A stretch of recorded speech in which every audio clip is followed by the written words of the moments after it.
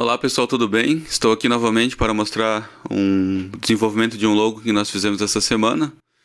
Então, todo o desenvolvimento de logo, identidade visual, a gente precisa fazer alguns testes no desenho mesmo. Precisamos pegar ali um papel, um grafite, uma borracha e fazer alguns testes para conseguir chegar a uma conclusão do que seria melhor utilizar em determinado tipo de arte, né? Então aqui, como vocês podem observar, primeiro a gente fez o desenho, né?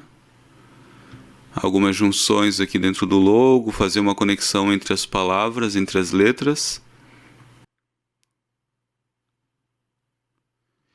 E com base nesses desenhos que a gente faz, a gente apresenta para o cliente.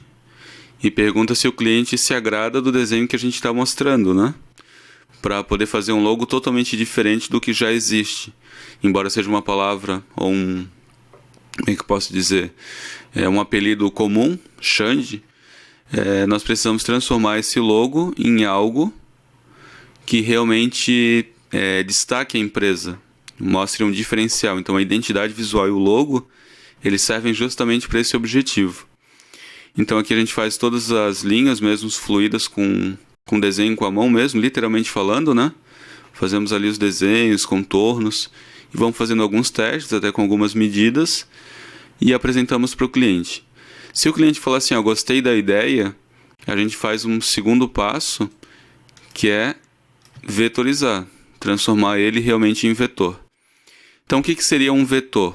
Um vetor é diferente de uma imagem fechada. Imagens nós temos formatos comuns, como eu vou mostrar para vocês aqui. Aqui embaixo, o nosso logo está em formato de imagem. Então vocês conseguem perceber que ele fica pixelado, ele fica com esses quadradinhos aqui no contorno, o que mostra que é uma imagem. Então ele é um JPEG ou um PNG. JPEG não conseguiria deixar com transparência. O que é a transparência? Vou botar esse logo aqui embaixo. Transparência é o seguinte, ele fica sem o fundo, né? Então eu consigo aplicar ele em cima de qualquer outra coisa, que ele ainda assim se destaca e a segunda informação consegue ser visualizada no fundo. Isso seria um PNG com transparência. O JPEG já não ficaria assim, ele não tem como fazer transparência. Então a imagem basicamente é isso, ele fica pixelado. Já o vetor, com relação ao logo que a gente cria, nós podemos aproximar o máximo possível que as linhas não ficam pixeladas, como vocês podem observar. As linhas ficam perfeitas, tá vendo?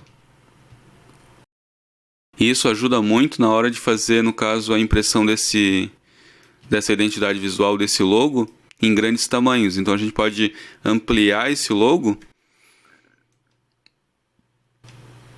Deixa eu mostrar para vocês aqui. Eu posso tanto diminuir o logo, que ele vai permanecer perfeito, igual como ele era, sem distorção nenhuma. Assim como eu posso ampliar ele e novamente ele vai ficar com as linhas e os formatos perfeitos. Então essa é a diferença do logo vetorizado para um logo só em imagem, JPEG, PNG ou qualquer outro formato de imagem conhecido.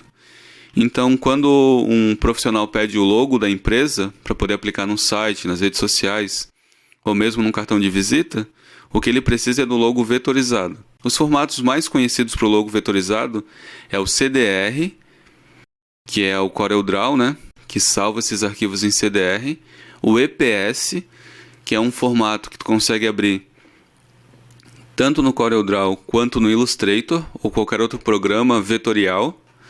E nós temos aqui, no meu caso, trabalhando dentro do Illustrator, o formato .ai. Então, quando você tiver um logo que tiver .cdr, foi feito no Corel. Quando você tiver um logo .ai, esse formato indica que ele foi feito no Illustrator. Se ele estiver em EPS, aí nós não podemos saber exatamente em que programa que ele foi feito, mas esse EPS permite que ele seja aberto em qualquer tipo de programa vetorial.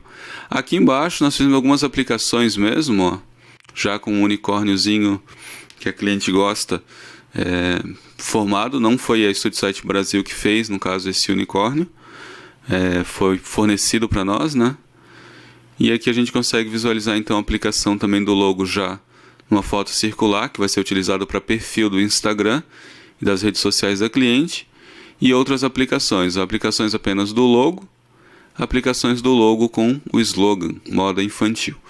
Então, esse é um dos trabalhos que a StudySide Brasil faz, e esperamos que gostem, né, dessa sugestão, dessas dicas rápidas, e também de uma visão de como funciona o desenvolvimento de um logo e as diferenças entre arquivo vetorial e arquivo apenas de imagem, como nós vimos ali, que as imagens ficam em pixels